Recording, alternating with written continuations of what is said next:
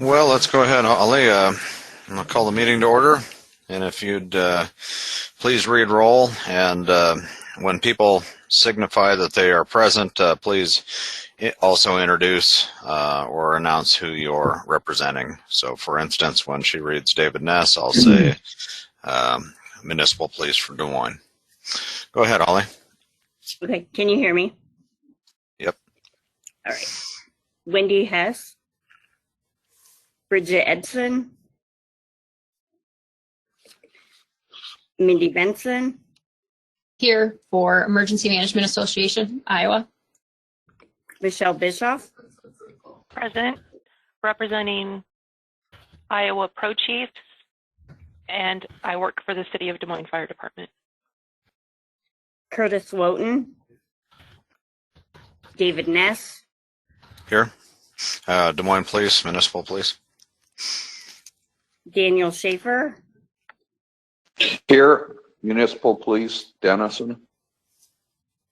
Dan Fank. Here, Worth County Sheriff's Office, representing sheriff's offices.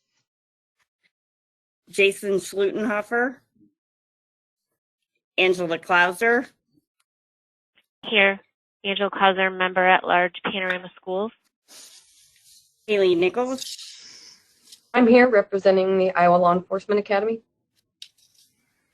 Cindy Hike. I'm here. I'm with the Iowa Department of Public Health. Peter Huffman. Here representing the Iowa Department of Transportation. Trace Kendig. Heath Hove. Present, Iowa Department of Public Safety. Patrick Updike. Present, Iowa Department of Corrections. Blake DeRushi. Blake DeRushi, Iowa Homeland Security and Emergency Management, 911 Program Manager. And Jessica Turba. And we do have a quorum. All right. Are there any other board members? I think I may have saw Bridget was online. Anyone else?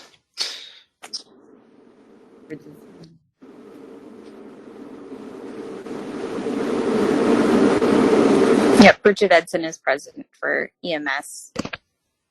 Okay, thank you. All right, last call. Any other board members? We did have a few that had communicated they were unable to join today. I think Jason and Wendy had both had previously announced conflicts. So appreciate everybody else joining us today. Got a decent sized agenda with important matters to discuss. So without further ado, I'll entertain a motion for the agenda for today's meeting. Bischoff so moves. Schaefer will second. First and a second. Any further discussion? Hearing none, all in favor signify by saying aye. Aye. Aye. Aye. Any opposed? Motion carries. I'll entertain a motion for the meeting minutes from February 11th, 2021. Fank will motion. And a second. Hike will second. Fink and Hike. Any further discussion? Hearing none, signify by saying aye. Aye. Aye. Aye. Any opposed? All right, the matter is approved. And Chris, we'll move on with the SWIC report on item 6. Thank you, Mr. Chair, and good morning to the board. Want to make sure my audio is clear before I start, Mr. Chair? Yes, that's great. Thank you, sir. This came up during the 911 council meeting last hour, so I'll just lead off with this. There was a question about the future of in-person meetings. Given that vaccine distribution has been ongoing, infection numbers are down, and updated guidance from the CDC, starting tomorrow, I'm going to be reaching out to some of the previous facilities that we had in-person meetings at to see if they have an updated timeline on when we could meet in person again. I think it's a fairly universal sentiment that it would be nice if we could all get together in person again and meet and take care of the important business in front of each other. So I will be reaching out to those agencies and groups here starting tomorrow to see when we might start getting in-person meetings back in our timeline. So with respect to meetings, that's kind of where we are with that today. Hopefully we'll be in person before too long. On to some of the work from the recent month from my part of it. With respect to derecho response, the East STR deployment in Atkins, we're in the process of demobbing that. We're working to get that trailer also into the shop for some service work following its deployment. This service work would be primarily on the generator, and then also we have some feed lines to replace on the mast for that trailer as well. Deputy Swick, Chief Walzer from Cedar Rapids Fire is assisting with this, and we greatly appreciate his efforts because we do have some things to navigate through with state contracting and procurement and services associated with that. And his patience and efforts are greatly appreciated. We're continuing to work with Clinton on the deployment of the West STR. We don't have necessarily an update at this time regarding any movement of that trailer, but as that information becomes clear, we will let the board know. Over the past month, if you remember last month, we only had one application up for approval, but business has picked up again. I've had numerous phone calls, meetings, and email exchanges with agencies looking at jumping on Isicsb in some way, shape, or form. Been able to answer a lot of questions, and hopefully we'll continue to see those applications stream in. So we've seen that business pick up. I've also been working a lot with local agency Isicsb training. The past 10 days have been especially busy. We delivered 3 in-person sessions. Let me rephrase that. We had 3 days of in-person training, and in total we delivered, I think, right around 5 sessions. For some agencies, we did a morning and an afternoon session, and then some follow-up with the dispatchers and in-field personnel as well. So far, the training covers the use of the Isicsb interoperable talk groups, status board, and if there's some level of agency customization that can be incorporated for those agencies, we do that as well. I want to thank Trooper Steve Tucker, Chad Roberts, and Luke Erpelding, and Captain Rick Pierce for making the trips along with me to those agencies for that training. The insights they offer have been well received by local agencies, and the feedback has been exceptionally positive. Also want to thank Madison County, Union County, and Denison PD for their hospitality and letting us invade today. And also want to remind everybody that for that training, there is no cost, and that training can be tailored to your agency's needs. On to status board. We're still working on updates to that program and coordinating with Minnesota. We're in the paperwork stages still with that, so hopefully we'll get beyond that here relatively soon. I've had a couple of meetings with our developer as well to discuss those updates, and we'll keep the board updated on those progressions of updates. For local agencies, if you haven't signed up yet, please do so. We had a couple of instances over the past couple of weeks where status board really proved its merits, especially in situations where we have multiple pursuits ongoing at the same time. There's no cost for status board, and again, we do offer one-on-one training for that as well as a part of those larger sessions, or we can do that training virtually, and we typically structure that as a train-the-trainer session, so you can train dispatchers after that. Update on interstate interoperability. We had a nice meeting with Minnesota last month. We've got a good path going forward that will work for both Minnesota and Iowa agencies along the border. We've had several contributors to that, including Sheriff Fank, who's on the meeting with us today, and Lieutenant Hove and Captain Pierce. This will likely be a phased-in project, but the first phase will make it accessible for all of the Iowa counties along the border that received a control station or a consulate from the board a couple of years ago. So it's exciting that we're able to help agencies that may not necessarily have all the technological capabilities of some other agencies, and open up this door for interstate interoperability with them as well, and that will likely lead into a pilot. We're also working on a electronic fog and TICB for an update for that. The paperwork for that has been sent back to CISA and ICTAP, and we'll hopefully have that worked out shortly.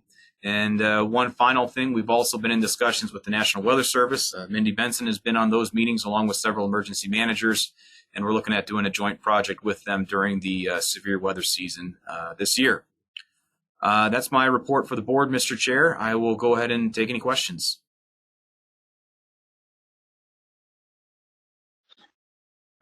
Chris, I'd just like to take the opportunity to thank you and the entire Isicsb team for the training you did for our department on Tuesday. It was extremely well received. It was pertinent, on point, and can't tell you how much I appreciated the efforts of all of you. Thank you, Chief Schaefer. I appreciate that.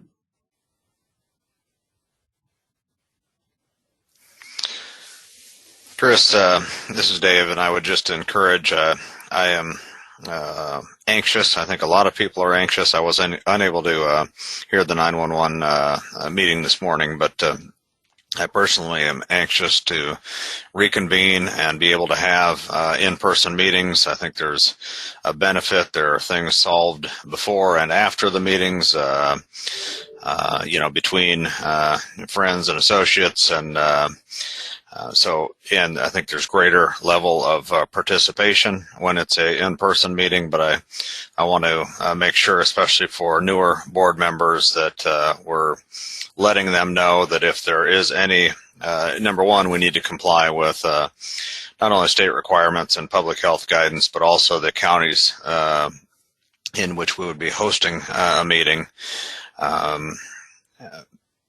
We need to be cognizant of that, and then we also need our board members to and others to recognize that even when we go back to in-person, we will absolutely continue to have a go-to-meeting link, so that if a work schedule or if health concerns or any other factors make it more convenient and desirable to stay at home and participate in that manner, that'll certainly still be an option.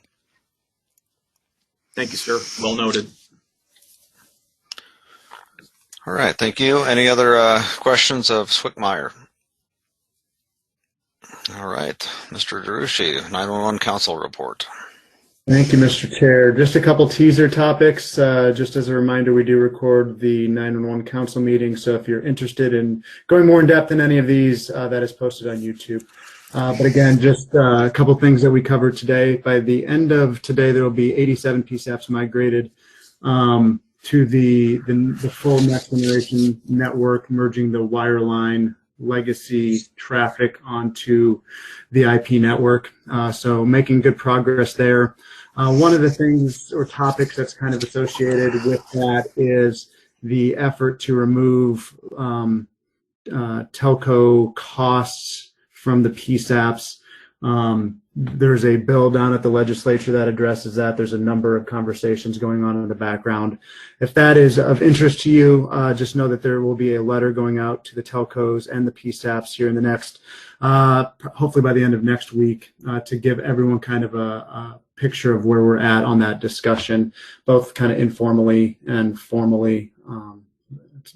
Again, if you know what I'm talking about, you know what I'm talking about. Otherwise, it probably isn't necessarily applicable to you. A couple other things that we talked about in the 911 Council meeting. We did approve a NINA Communications Training Officer training to be held in Lynn County. Target right now is the April or May timeframe, but I'm sure more will be coming out as that gets refined. And finally, there was a presentation. We are working with DPS to put a disaster recovery PSAP in part of their mobile command vehicle. So we're wanting that to be ready for severe weather time in Iowa. So hopefully shooting for April at some point. But that'll be a couple seat PSAP within their mobile command vehicle. The idea being, if a tornado or natural disaster of any sort wipes a PSAP off, there would be a way to answer those calls locally still, kind of at first being perhaps DPS telecommunicators, and then integrating in the local PSAP telecommunicators after some training and when they are ready to take that over. So that is being rolled out again, hopefully by April or the end of April, and be available for deployment through normal emergency management channels. Again, if there's any more details or questions on that you might be curious of, just get a hold of me offline, or go ahead and watch that the 911 Council meeting from earlier today. Unless there's any questions, that ends my brief.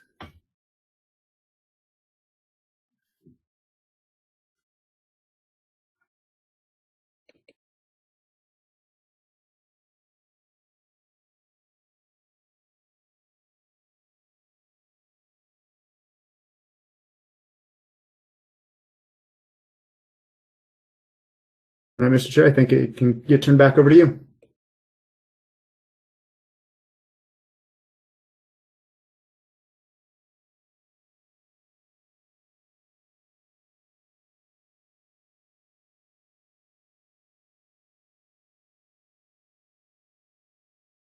Mr. Chair, are you still with us? You have to unmute your line, sir.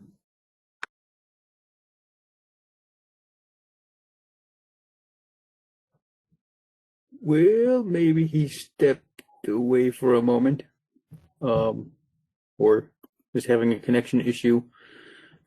This is Vice Chair Huffman. I will carry it forward. Where were we? We were just on 911 Council. Correct. Next would be User Group Committee. So Chair Schlutenhofer was not present today? Yep. Is that correct? Yep. Chris, can you cover? Absolutely. So the User Group Committee met last month, discussed a number of things that will be down in new business today. 3 applications and a couple of new documents and an update to an old. The new documents would be a radio programming certification form so that agencies can have some assurances from their vendor that all of the Isicsb interoperable talk groups are programmed into their radios along with conventional channels listed on the ICS 217A, and the creation of a form to upload that document as well. The applicant participation plan has also been updated to reflect those potential changes.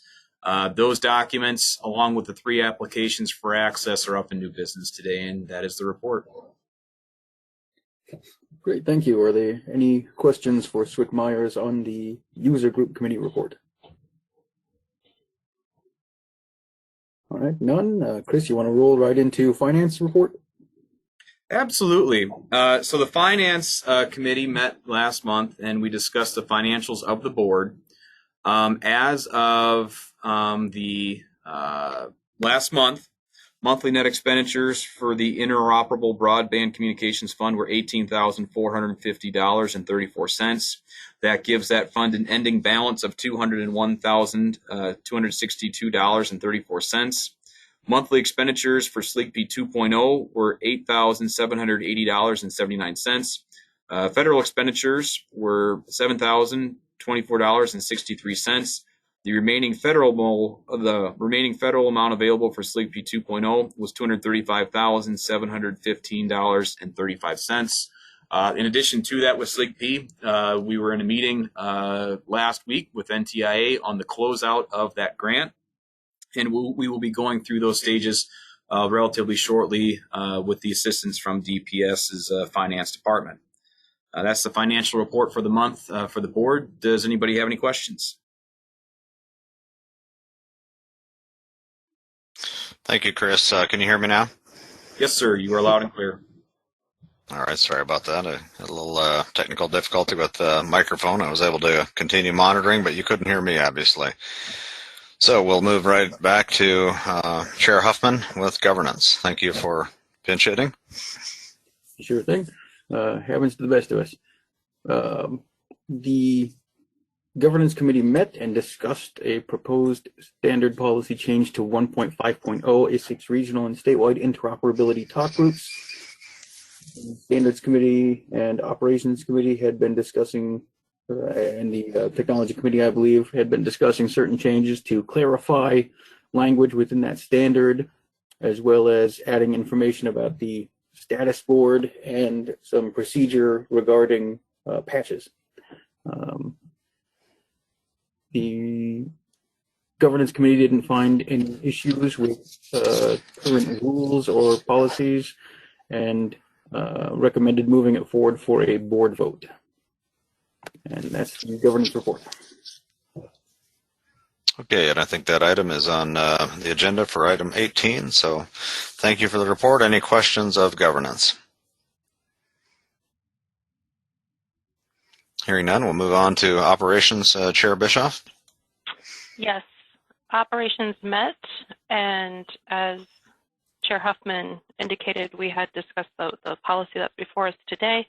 And at our second meeting of the month, we took a look at what's next for the operations committee and some tying up some loose ends. So look for some things coming out of operations here in the next for next month's meeting, and that is my report. Are there any questions?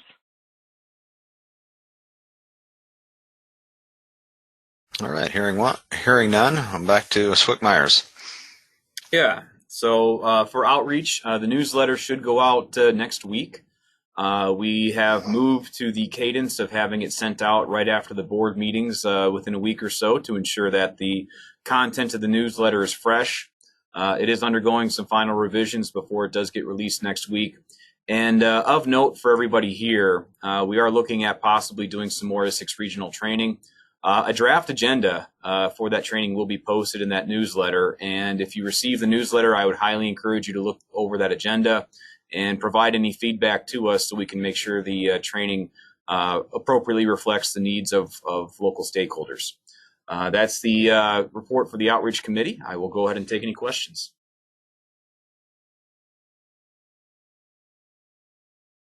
Hearing none, we'll move on to the training committee. Chair Nichols. Thank you, Chair. Good morning, everybody. So at our meeting on February 24th, we discussed the CompT 5-day course at Camp Dodge, and maybe Swick Myers could update us if there's any spots left open. At that time, there was up to 16 spots. Correct. Up to 16 spots. Since the Iowa National Guard is hosting it, they'll have several of their personnel attending as well. We still do have available seats for those that are interested.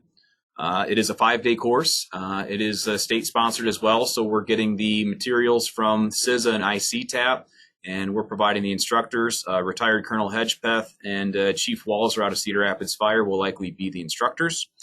And I believe we have about 5 or 6 spots at least left for personnel that may want to sign up that are not affiliated with the Iowa National Guard. Chair Nichols, I'll pass it back to you. Thank you.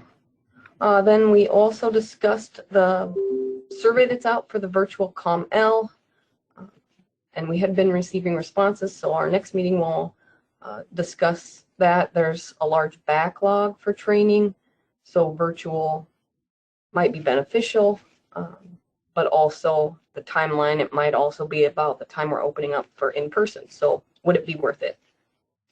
Then the EFOG and TIC-BFOG were discussed. Those projects were sent to the legal departments and approved with some recommendations so that we wouldn't have any conflict with the Iowa Code.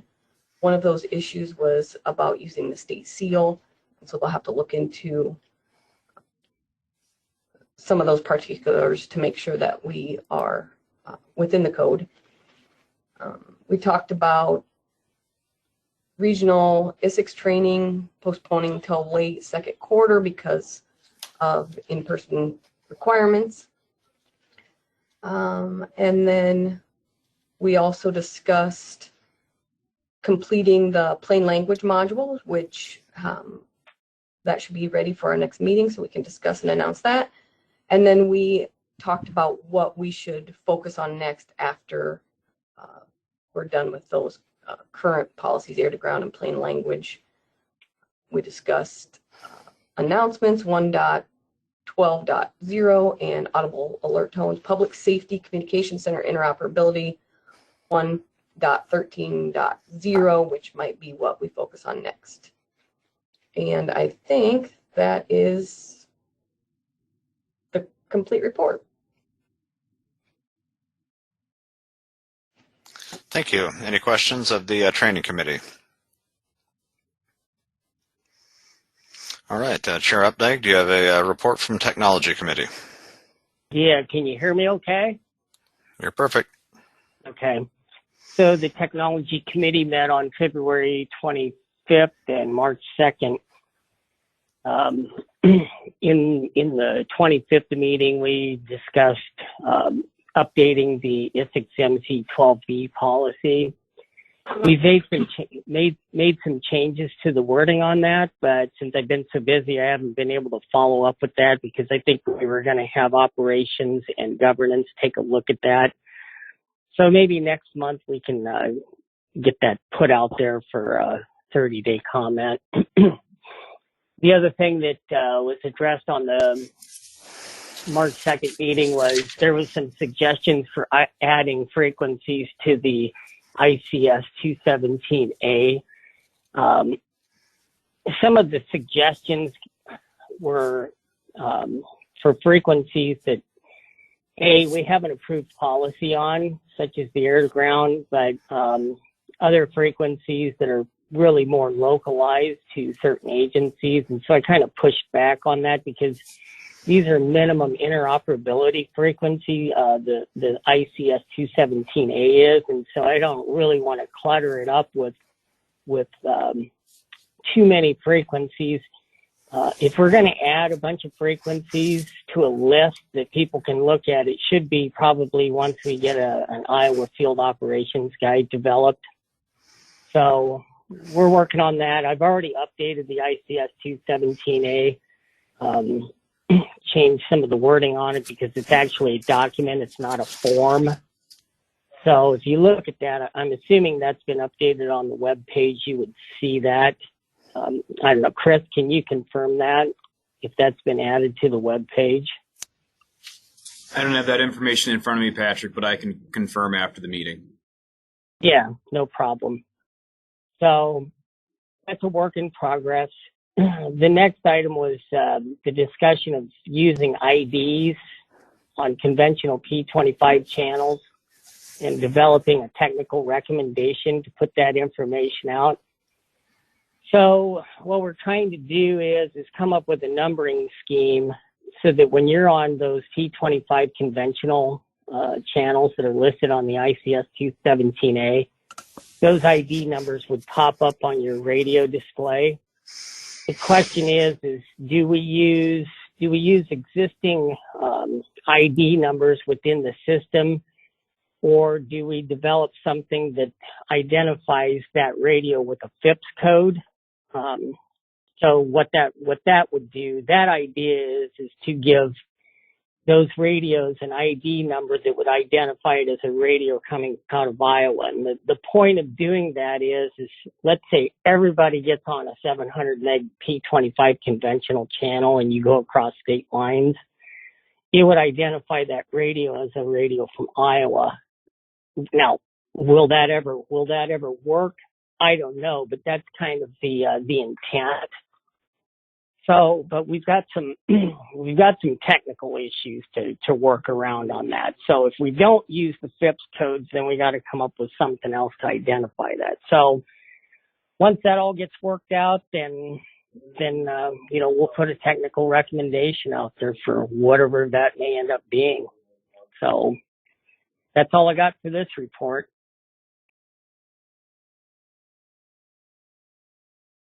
Any questions from our fourth chair, Updike? Hearing none, we'll move on to FirstNet Broadband Committee. Chair Bischoff. Thank you, Chair. Yes, the FirstNet Broadband Committee met, and we had our standard updates from both the authority and AT&T, as well as the committee itself, as well as we heard a update on the information gathered for ultimately an after-action review of the Nashville bombing from Kevin Nida with the FirstNet Authority. So that was the activity within the FirstNet Broadband Committee for the month. Is there any questions?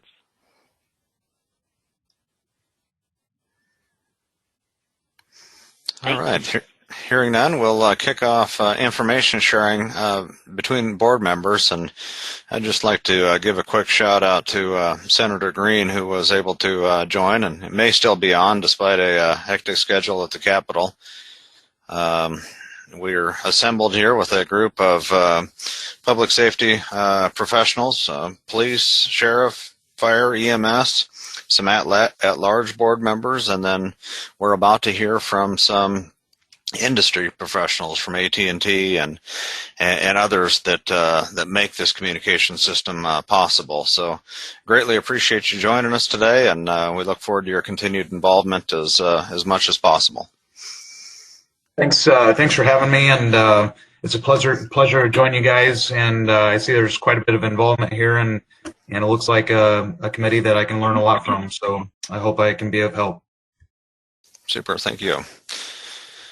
Any other board member with information to share with the group? Yes. Mr. Chair, I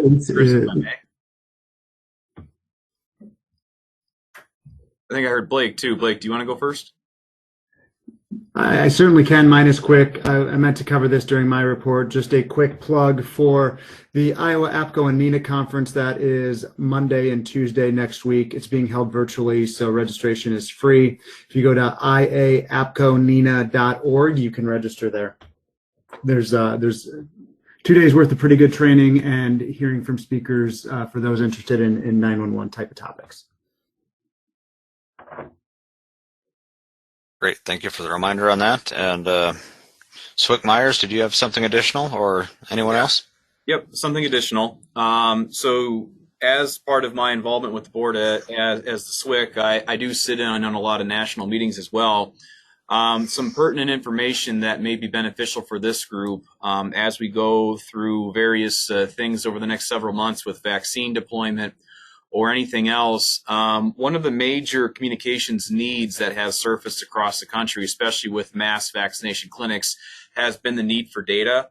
Our radio systems have withstood the tests presented by those clinics, but the data needs have grown quite a bit, especially when it comes to cataloging doses given and any other types of data needs that happens at those clinics. I want to remind everybody that there are resources available for meeting those needs through FirstNet and various other pathways as well.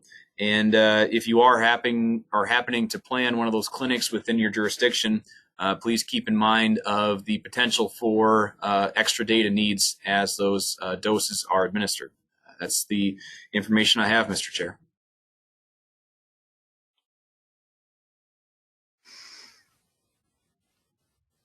All right, if there's nothing further, let's jump into the Motorola Project Manager. Hey, good afternoon. This is Dave Gordon. Can you hear me?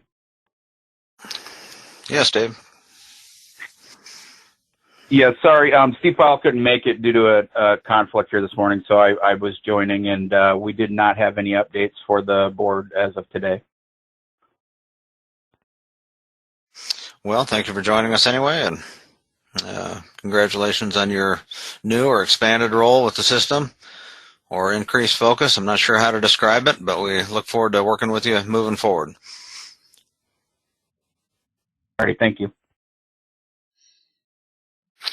Mr. Lampe, are you on by chance?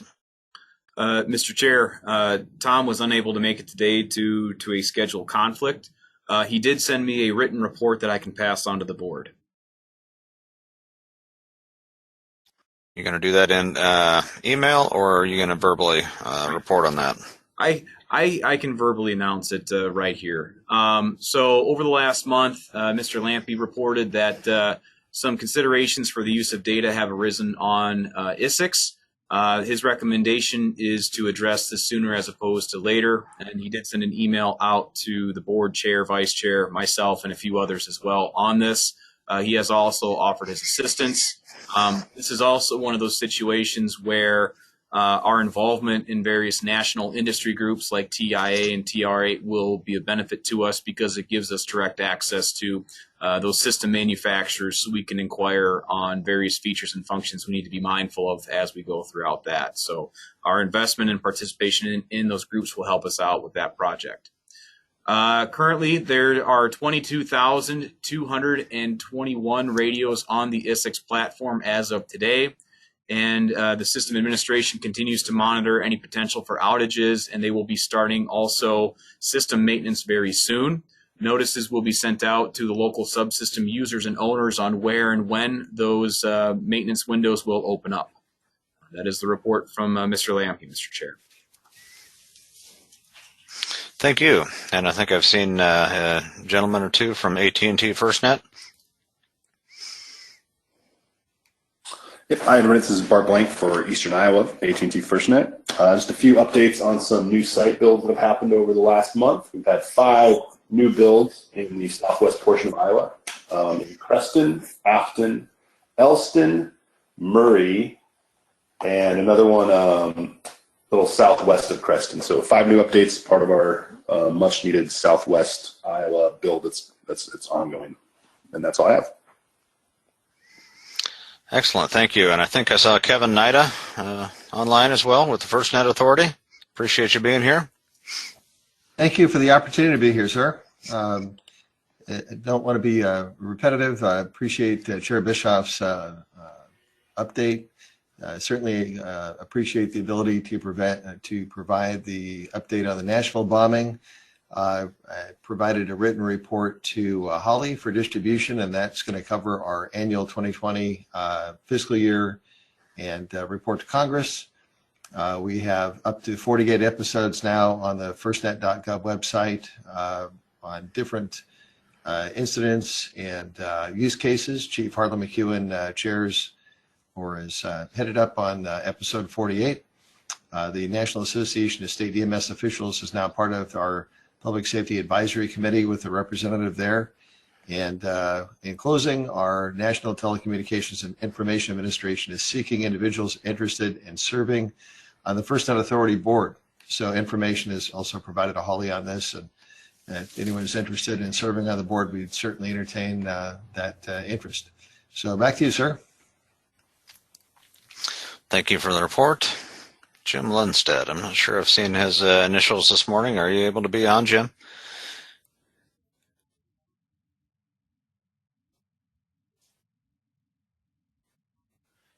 All right. Standards Working Group, Swick Myers. Yes, thank you, Mr. Chair.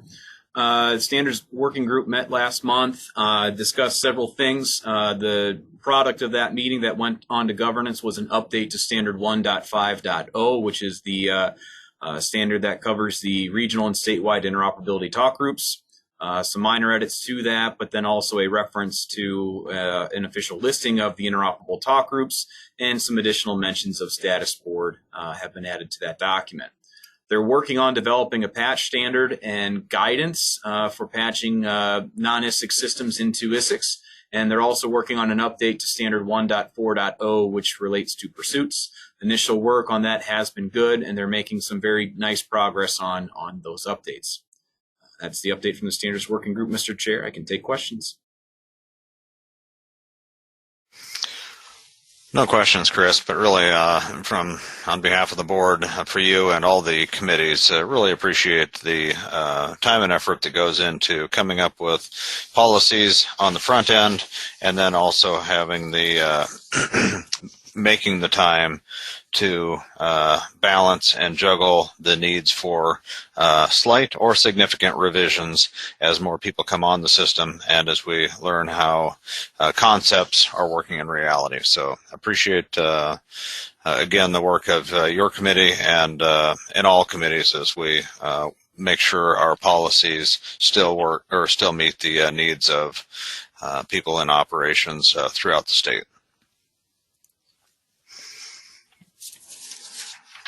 Let's see. Next, we've got old business, sub-regional talk group update. Chair Bischoff, anything to report? As we discussed last month, I will give a full report with future actions identified at our April meeting after we get through the state attorney where the sub-regional talk groups are being used, so we have a little greater story to tell. Thank you. Thank you. Swick Myers, control station update. Yeah, so the work on this one is quickly closing out. We're just buttoning some things up for some equipment purchases for the Iowa School of the Deaf. As you recall, they got a control station because they are a Regents school, and as we deployed control station consulates to the other Regents universities that did not have a previous connection since they have a public safety department, Iowa School for the Deaf also got one. Specifically for them, we're working on an antenna that will blend into their building. They have some buildings that look pretty historical, and we want to make sure we don't add something to the front of that building that's going to be an eyesore as that equipment is installed. They do have their control station, and it is working, though, so that's good. We're also working on some of the final paperwork for closeout of that program. Excellent. Thank you. Air to ground, any update on the policy? Or are we still waiting? Go ahead. I can take that. This is Chair Bischoff. It is currently out for comment. We have received comment, and the Operations Committee will digest those comments and edit as necessary and forward on as necessary. Again, looking at April, or what's Probably, your? I mean, I guess I don't want to speak for the other committees that it may need to go to, but yes, the comments are open, and if I remember correctly, until like the 20th, 15th, something like. They close next week, so that should give us ample time to disseminate it, saying that all the committees meet between now and April. Okay, so April at the soonest. Super. Thank you for the update on that, Michelle. And LTE deployable policy. Patrick or anyone else? Chris, I think we're still out for public comment on that, correct? Correct. That policy is out for comment. We have not received any comments as of today, and I believe it has right around 35 days left. So that would come up in the April meeting. Most likely the May meeting. I think the calendar will line up in such a way that we'll just miss the April meeting by probably a couple of days. Okay. Thanks. All right, thanks to you. A new business. New Isicsb user approval. Swick-Myers. Yes, I can cover this in Sheriff Schlutenhofer's absence. The user group committee met last month and reviewed 3 applications for Isicsb access. Franklin County EMA, this would be an application for the entire county for level 3 access. They're looking at tying in dispatch consoles and using the system operationally in Franklin County. This would include additional radios for in-field users as well. And that application was reviewed. The loading was analyzed by the system builder Motorola, and everything looks good with that one. Fulton County, Illinois is also up for today. The user group committee reviewed that application. That's for level 1 access for interoperability only. They do border Clinton County, and as Clinton County uses Isicsb, they were looking for an effective way to communicate directly with them. And as a result, they are also signing up for level 1 access so that they can speak with Clinton County on the regional and, if necessary, statewide talk groups as they go throughout their daily operations. They do work with each other quite a bit. Washington County is up for level 2 access as well. They're looking at adding radios in the field to Isicsb for interoperability and also for a statewide roaming talk group so that as they do their transports, they can check back in with dispatch. The loading analysis on all 3 of those applications has been done and found to be favorable, and they are up for approval today. As a non-voting member of the board, I cannot make a motion to approve these applications. However, any one of the other board members that is a voting member may. Again, all of the applications were found to be favorable and forwarded to the board for final approval. Thank you. I'll entertain a motion. Bischoff Schaefer will will move. move. I think I heard Bischoff and Schaefer. Any further discussion? All approve, signify by saying aye. Aye. Aye. Aye. Any opposed? All right, excellent. We've got next up is the Chair Huffman with the standard 1.5.0. As was mentioned earlier, this standard update intended to put some clarifying language in, refining the use of the terms interoperability, refining how patches were discussed. Additionally, striking out the term mutual aid, it's old, and replacing it with multi-agency where necessary. It also added recommendations for the use of the status board, clarifying language there. In addition, more information about appropriateness of patches and when they should be constructed and torn down. And there was also some administrative language added at the end to indicate that there may be other standards that are related to this, and for information on where to find things like notifications for system changes and outages. Again, this has been through all the appropriate committees, and the governance committee found no issue with it. So I move to put this forward for a board vote to update standard 1.5.0. Sounds good. I'll entertain a second. Bishop will second. All right, we got a first and a second. Any further discussion? Hearing none, signify by saying aye. Aye. Aye. Aye.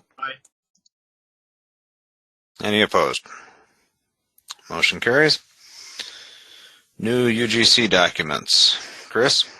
Yes, thank you, Mr. Chair. As another part of the user group committee's meeting last month, they did discuss some updates to kind of the way some things are done. The main change is the addition of a radio programming certification form. This form would basically be something that Isicsb users that have just been approved for access can take to their vendor or whomever is doing the programming and have them complete this form and then upload it to us. What that would do is it would give the agencies using Isicsb for interoperability or operability some level of confidence that all of the interoperability talk groups are listed in there along with anything else that may be part of the required programming, such as those conventional channels under ICS 217A. These completed documents would be uploaded to a JOT form that we are working on building as well. That radio programming certification website looks basically something like this. It's integrated into the form as well, so as the vendor fills it out, they can click on that, open up this website, and list if this is an updated or a new certification, give their name, the agency for that's for, the agency address, and then also go through the process of putting down pertinent contact information. So if there's any follow-up that's needed, we know who to contact. This information would all get written to a centralized workbook so that we have records of it, names, dates, times, and what those forms look like at the time. And then as a part of the overall process, a small section would be added to the applicant participation plan, highlighted in yellow, that would cover that level of programming certification. Again, this is one of those things that would hopefully give the agencies using Isicsb extra confidence that they have everything that they would need to operate successfully on the system and with their neighbors. This is up for approval today as well. This has been through the user group committee, and they found it to be appropriate and minimally intrusive to the overall process, so it's before the board today. Once again, as a non-voting member of the board, I cannot make a motion, but the user group committee has found it to be appropriate and pertinent and has it here for final adoption today. Shaker will make a motion to adopt. Hank will second the motion. Great, we've got a first and a second. Any further discussion? All in favor, signify by saying aye. Aye. Aye. Any opposed? All right, any public comment? Comment from those other than board members?